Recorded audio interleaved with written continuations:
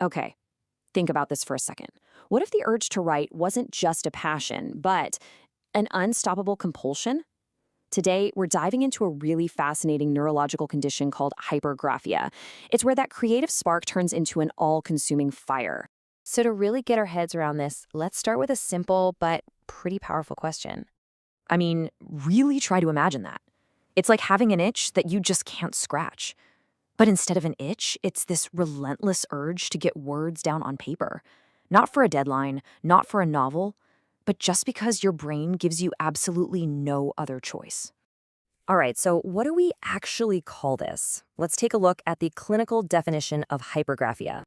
The key phrase there really is beyond any requirements. We're not talking about a journalist on a tough beat or an author trying to finish a book. No, hypergraphia is this purely internal compulsion to write that has no external goal, no real purpose. And that's such a crucial point when it comes to diagnosis. It's all relative. For somebody who rarely ever wrote, maybe just a grocery list here and there, suddenly filling up pages every single day is a huge red flag. It's this dramatic shift in behavior that signals a potential neurological change. I love this quote from the psychiatrist Emil Kraepelin because it really paints a picture. He noticed that for some people, this compulsion isn't even a burden. It's actually driven by a kind of pleasure. And that word astonishing, it gives you a sense of the sheer volume we could be talking about here. So what is actually happening in the brain to cause all this? Well, hypergraphia isn't a disease in itself. It's really a symptom of something else going on. And it's most often linked to a few very specific neurological conditions. The number one cause, and the one that's most famously connected to hypergraphia, is temporal lobe epilepsy. But it can also show up during manic episodes, in some cases of schizophrenia, and, though it's much more rare, it can happen after a stroke.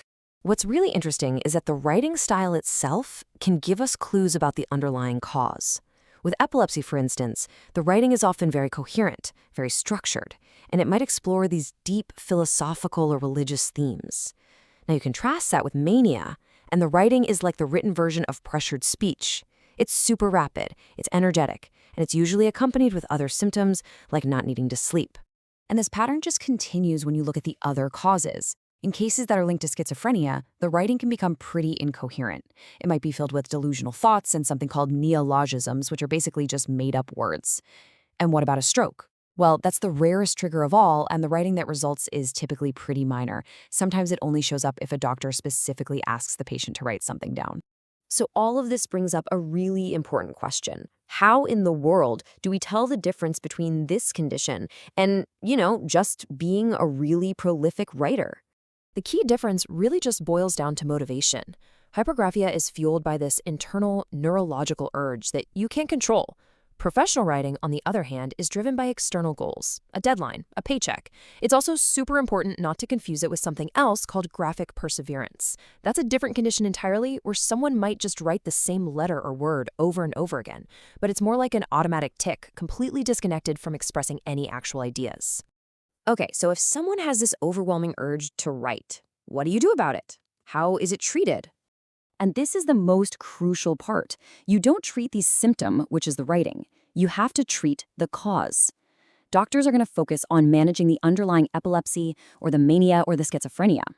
Once that root condition is addressed with the right medication or therapy, that compulsive urge to write, it usually just fades away. Which brings us to our final thought here. Hypergraphia really forces us to confront this incredibly deep question about the human mind. The very same brain networks that are involved in creativity and language and drive, when they get disrupted, they can turn a passion into a pathology.